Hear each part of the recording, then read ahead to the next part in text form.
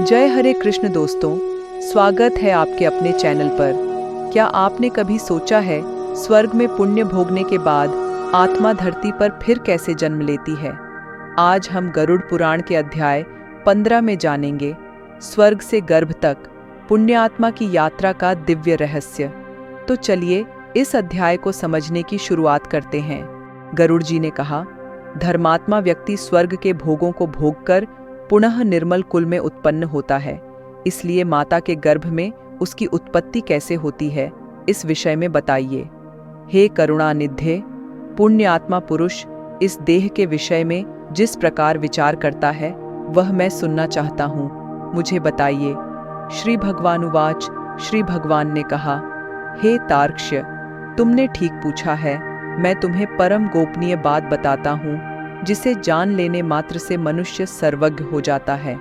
पहले मैं तुम्हें शरीर के पारमार्थिक स्वरूप के विषय में बतलाता हूँ, जो ब्रह्मांड के गुणों से संपन्न है और योगियों के द्वारा करने योग्य है।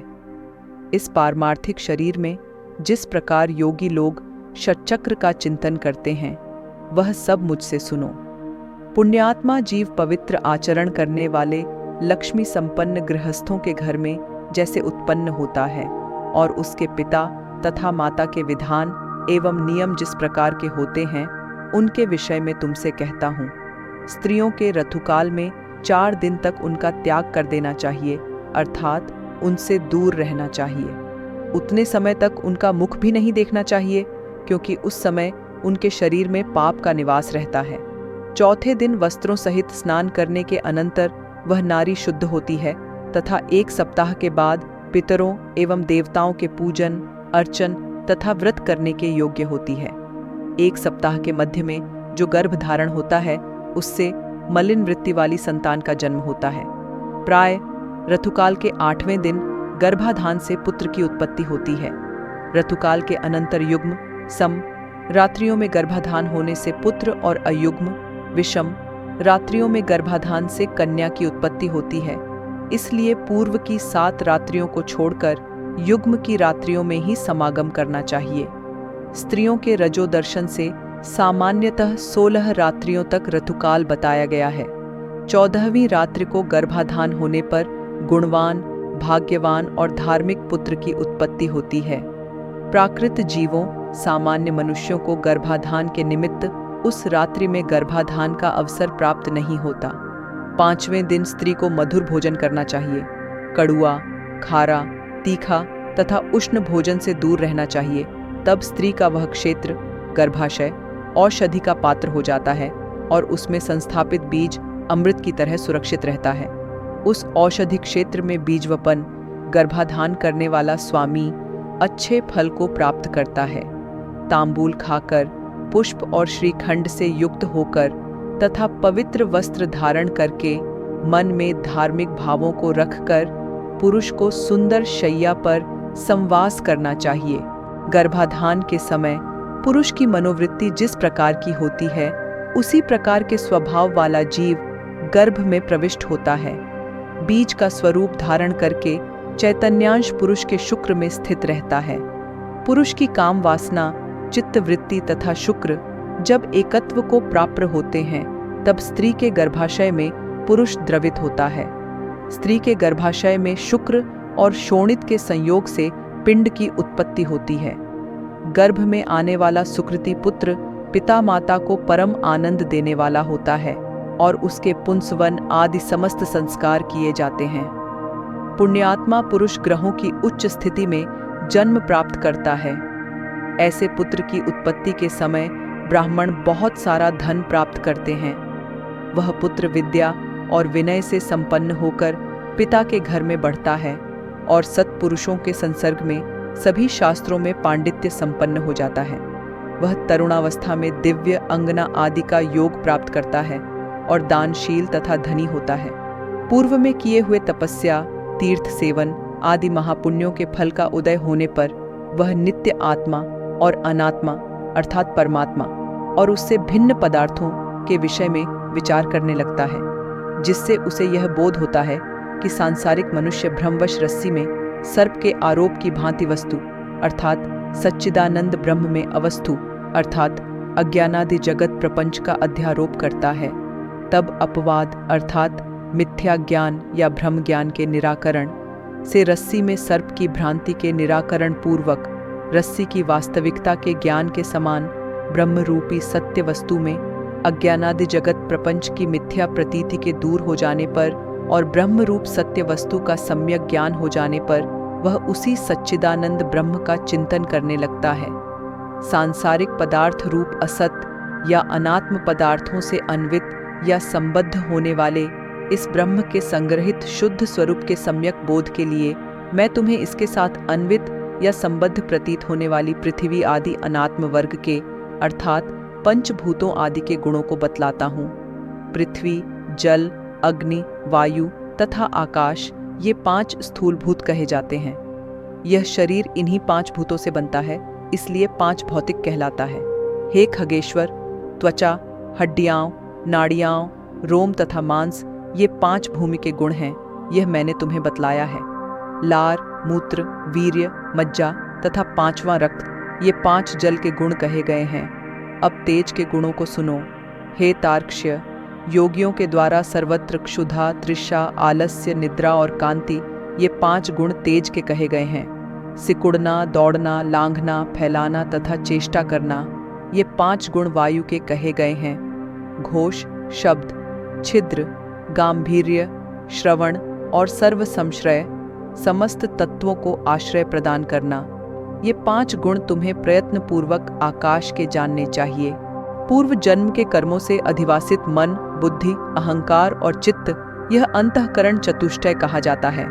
श्रोत्र, कान, त्वक, जिह्वा, चक्षु, नेत्र, नासिका ये ज्ञानेंद्रियाएं हैं तथा वाक, हाथ, पैर, गुदा और उपस्थ ये कर्मेंद्रियाएं हैं। दिशा, वायु, सूर्य, प्रचेता और अश्विनी कुमार ये ज्ञानेंद्रियों के तथा वहनी, इंद्र, विष्णु, मित्र तथा प्रजापति ये कर्मेंद्रियों के देवता कहे गए हैं। देह के मध्य में इड़ा, पिंगला, सुषुम्ना, गांधारी, गज्जिह्वा, पूषा, यशस्विनी, अलंबुषा, कुहू और शंखिनी ये 10 प्रधान नाड़ियां स्थित हैं।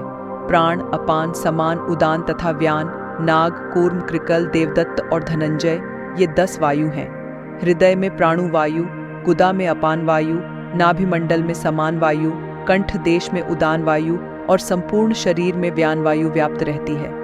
उद्गार, डकार या वमन नाग वायु हेतु है, जिसके द्वारा उन्मीलन होता है, वह कूर्म वायु कहा जाता है। कृकल नामक वायु क्षुधा, भूख को उद्दीप्त करता है। देवदत्त नामक वायु जम्भाई कराता है।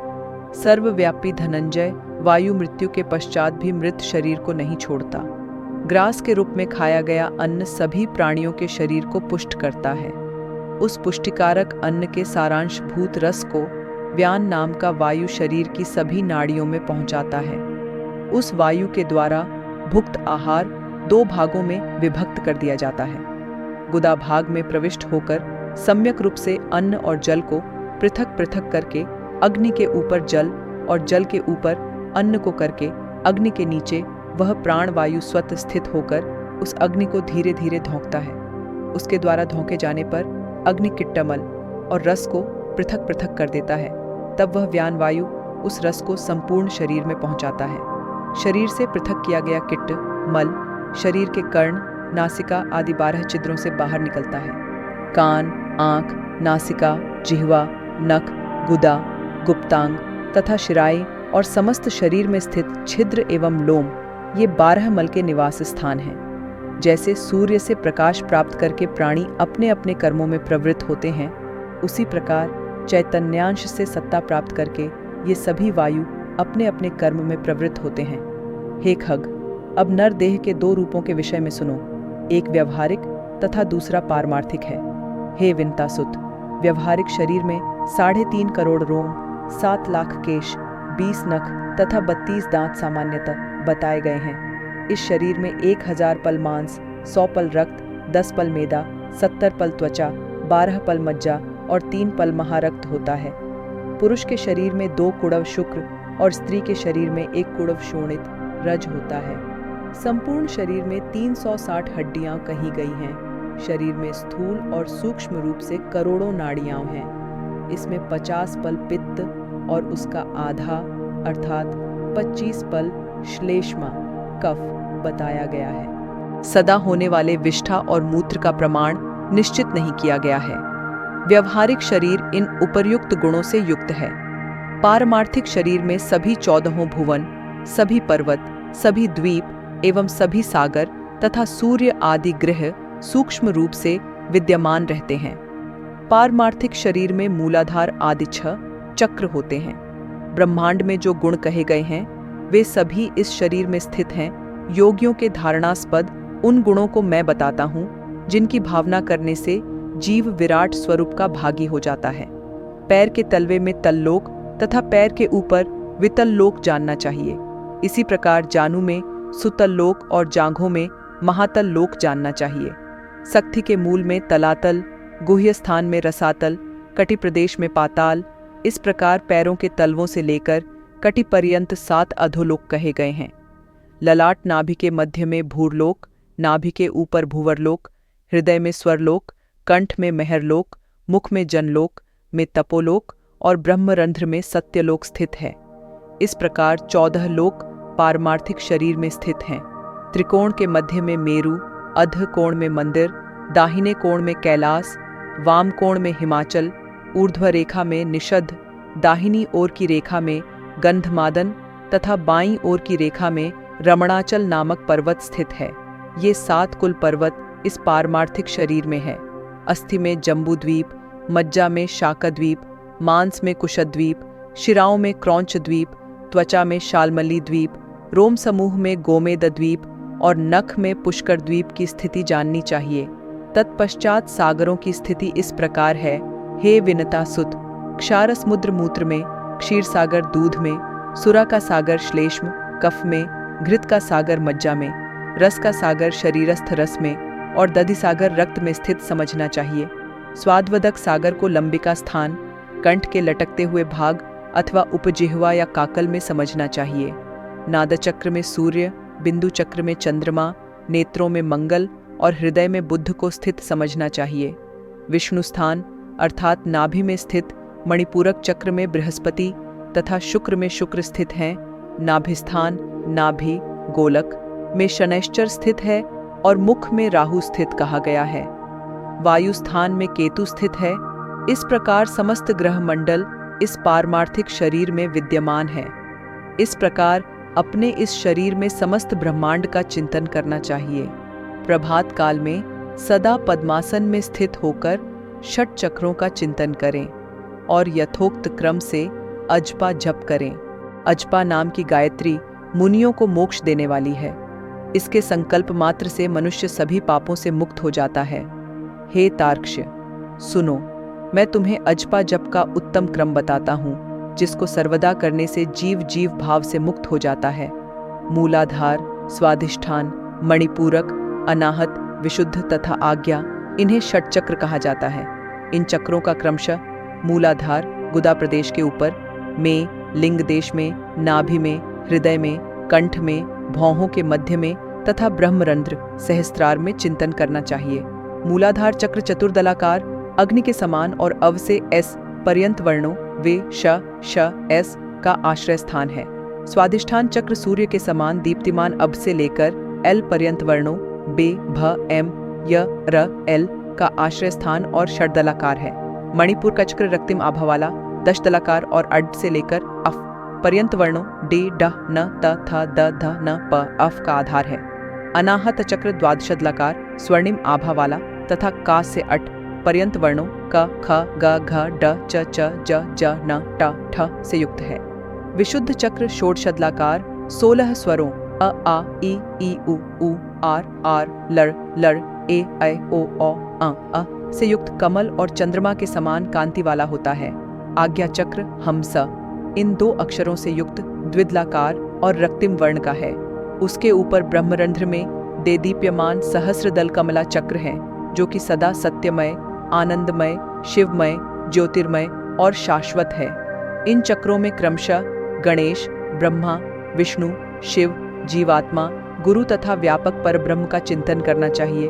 अर्थात मूलाधार चक्र में गणेश का, स्वाधिष्ठान चक्र में ब्रह्मा जी का, मणिपूरक चक्र में विष्णु का, अनाहत चक्र में शिव का, विशुद्ध चक्र में जीवात्मा का, आज्ञा चक्र में गुरु का और नम सहस्रार चक्र में सर्वव्यापी परब्रह्म का चिंतन करना चाहिए। विद्वानों ने एक दिन रात में 21,600 श्वासों की सूक्ष्म गति कही है। हम का उच्चारण करते हुए श्वास बाहर निकलता है और इस की ध्वनि करते हुए अंदर प्रविष्ट होता है। इस प्रकार तात्विक रूप से जीव हंस हंस इस मंत्र से परमात्मा का निरंतर जप करता रहता है। जीव के द्वारा अहोरात्र में किए जाने वाले इस अजपा जप के 600 मंत्र गणेश के लिए, 6,000 ब्रह्मा के लिए, 6,000 विष्णु के लिए, 6,000 शिव के लिए, 1,000 जीवात्मा के लिए, 1,000 गुरु के लिए और 1,000 मंत्र जप चिदात्मा के लिए निवेदित करने चाहिए। श्रेष्ठ संप्रदाय वेत्ता अरुण आदि मुनि इन षट चक्रों में ब्रह्ममयूख किरण के रूप में स्थित गणेश आदि देवताओं का चिंतन करते हैं। शुक्र आदि मुनि भी अपने शिष्यों को इनका उपदेश देते हैं। अतः महापुरुषों की प्रवृत्ति को ध्यान में रखकर विद्वानों को सदा इन चक्रों में देवताओं का ध्यान करना चाहिए। सभी चक्रों में अनन्य भाव से उन देवताओं की मानस पूजा करके गुरु के उपदेश के अनुसार अजपा गायत्री का जप करना चाहिए। इसके बाद ब्रह्मरंध्र में अधोमुख रूप में स्थित सहस्रदल कमल में हंस पर विराजमान वर तथा अभय मुद्रा युक्त दोनों हस्त कमलों की स्थिति वाले श्री गुरु का ध्यान करना चाहिए। गुरु चरणों से निकली हुई अमृतमयी धारा से अपने शरीर को प्रलाक्षित होता हुआ सा चिंतन करे। फिर पंचोपचार से पूजा करके स्तुति पूर्वक प्रणाम करना चाहिए। तदनंतर कुंडली का ध्यान करना चाहिए जो षटचक्रों में 3.5 वलय में स्थित है और आरोह तथा अवरोह के रूप में षटचक्र में संचरण करती है। तदनंतर ब्रह्मरंध्र से बहिर्गत सुषुम्ना नामक धाम प्रकाश मार्ग का ध्यान करना चाहिए। उस मार्ग से जाने वाले पुरुष विष्णु के परम पद को प्राप्त करते हैं। इसके अनंतर ब्रह्म मुहूर्त में मेरे द्वारा चिंतित आनंद स्वरूप स्वप्रकाश सनातन रूप का सदा ध्यान करना चाहिए। इस प्रकार गुरु के उपदेश से मन को निश्चल बनाएं। अपने प्रयत्न से ऐसा नहीं करें क्योंकि गुरु के उपदेश के बिना साधक का पतन हो सकता है। इस प्रकार अंतर्याग संपन्न करके बहिर्याग का अनुष्ठान करना चाहिए। स्नान तथा संध्या आदि कर्मों को करके विष्णु और शिव की पूजा करनी चाहिए। देह का अभिमान रखने वाले अर्थात 5 भौतिक शरीर को ही अपना शरीर समझने वाले व्यक्तियों की वृत्ति अंतर्मुखी नहीं हो सकती। इसलिए उनके लिए सरलता पूर्वक की जा सकने वाली मेरी भक्ति ही मोक्ष साधिका हो सकती है। यद्यपि तपस्या और योग साधना आदि भी मोक्ष के मार्ग हैं, तो भी इस संसार चक्र में फंसे हुए व्यक्तियों के उद्धार के लिए मेरा भक्ति मार्ग ही समीचीन उपाय है। ब्रह्मा आदि देवों ने वेद और शास्त्र का पुण्य विचार करके 3 बार यही सिद्धांत सुनिश्चित किया है। यज्ञादि सद्धर्म भी अंतकरण की शुद्धि के हेतु हैं और इस शुद्धि के फलस्वरूप मेरी भक्ति प्राप्त होती है, जिसे प्राप्त करके व्यक्ति पूर्ण जन्म मरणादि दुखों से पीड़ित नहीं होता। हे तार्क्ष्य, जो सुकृति मनुष्य इस प्रकार का आचरण करता है वह मेरी भक्ति के योग से सनातन मोक्ष पद प्राप्त करता है। इस प्रकार गरुड़ पुराण के अंतर्गत सारोद्धार में सुकृति जन्माचरण निरूपण नामक 15वां अध्याय पूरा हुआ।